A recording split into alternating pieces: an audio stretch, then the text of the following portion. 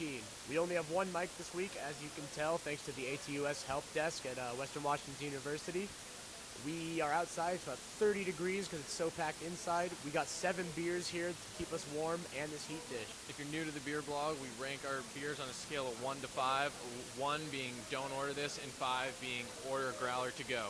Let's get to it. All right, let's get started. We're going to start with the Dude Man Wheat. This is an American wheat ale made with a high percentage of malted wheat. It's 4.9%. We're going to get started with this right now. Oh yeah, it's definitely weedy. For 4.9, I'm tasting a lot of alcohol. Kind of a little sour aftertaste, which I'm not necessarily a fan of, but I'm loving like the lightness of it. I could drink this for a long time. You know, I would really recommend this beer for like a glass if you were just hanging out with somebody. This definitely isn't going to do like a huge number on you. This is definitely just a casual drinking beer. I would give this a 3.6 out of 5. This beer is something that you'd be drinking on a spring day in the slopes or a hot day at the beach. I like this beer because it goes down smooth and it keeps you feeling refreshed and a little bit drunk. Overall, I rank this beer a 4.2 out of 5. Right now, we've moved on to the good old boy pale ale. This beer is coming in at 5.25% and would go great with any cheeseburger or pizza that you order. This is a classic American beer, packed full of flavor and with a golden hue. I like this beer a lot. Overall, I rank it a 4.3 out of 5. Yeah, I really like this beer as well. I'm definitely getting that orange citrusy flavor, which I love in my beer right off the bat. At initial taste, goes down incredibly smooth. Almost doesn't even taste like alcohol, but there's a little hint afterwards that I'm really enjoying. Very light beer. This may be one of my favorite ones yet. I'm going to have to give this a 4.8. All right, moving on, we're going to the Red Cap Ale. This is actually Kulshan's head brewer's Tom Eastwood's Northwest twist on an Irish red ale. As you can see, you got that red coloring right here. Let's see what it tastes like. Very light hint of like Northwest flavoring. This is very like, I would drink this beer at like a Thanksgiving dinner. Approaching this season, this is the stuff I would get going to Thanksgiving dinner if I were to provide it for my family. I'm really enjoying this a lot. Kulshan continues to surprise and deliver. I'm going to have to give this another 4.8. Great high point of the night. This beer, this red ale, is really well balanced. It's got a lot of great flavor, but also a lot of good crisp hops that you taste. It's a Pacific Northwest classic, really. I'm coming in with this beer at a 4.7 because I love it so much. Next up is the Transporter. This beer is 5.4% alcohol, and it's a brown ale, meaning it's brewed with lots of malts and minimal hops.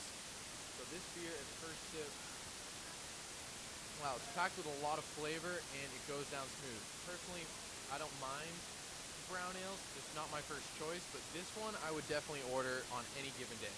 Overall, I rank this a 3.9 out of 5. Transporter, from what I've tasted, is transporting me right to Starbucks. This is almost an espresso.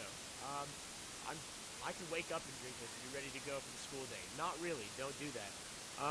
I do really enjoy this. It is not my first choice here at Kulshan, but it's another strong entry. I'm going to have to give this a 4 out of 5. Finish off our trip here at Kulshan Brewery. We've got 2 of Kulshan Brewery's most famous IPAs, which we'd like to call an IPA showdown. We're going to start with the Bastard Cat IPA. This runs at a 6.66%. At first scent, I'm getting a rich smell of honey. Let's taste it. Very, very bitter, but you get that honey taste coming in afterwards. Already, though, I'm getting a little bit of a filling feeling. If you're a fan of IPAs, this is definitely one of the better ones you should go for. Usually, I'm not a fan of IPAs, but again, Kulshan continues to impress. I'm going to have to give this a 3.9 out of 5. This beer is really great. It's a lighter IPA, definitely on the less hoppy side of IPAs, but still delivering a smooth and lasting taste. I really like this beer. I think it's got a lot of sweet accents. Rate this a 4.1 out of 5. So the Bastard Cat IPA came out swinging, but here to answer is the Double IPA. The Double Brother IPA is 8.1%. It packs a hop and punch. This beer is coming in your face, ready to make some noise and mess stuff up.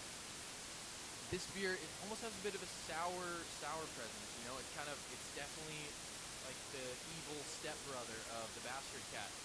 That being said, this beer is good.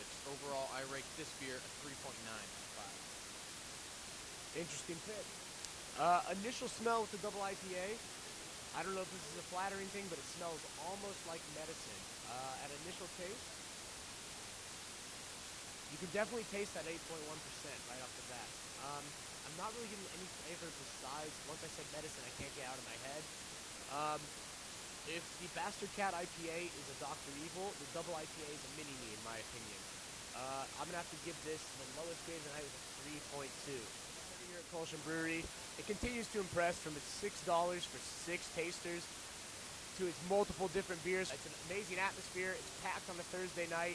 It's 30 degrees outside. We got a heat dish and we can stay here all night. I've enjoyed my time greatly. I couldn't agree more, Evan. This place is great. They've got a different food truck here each night, so if you're not into just drinking liquid dinner, they also have plenty of food options available. This place is great. It's a good family atmosphere, but also a good crowd for young people to hang out. Next week, we'll bring you to Chuckin' Up Brewery, where we may have a special interview with the owner of Chuckin' Up Brewery.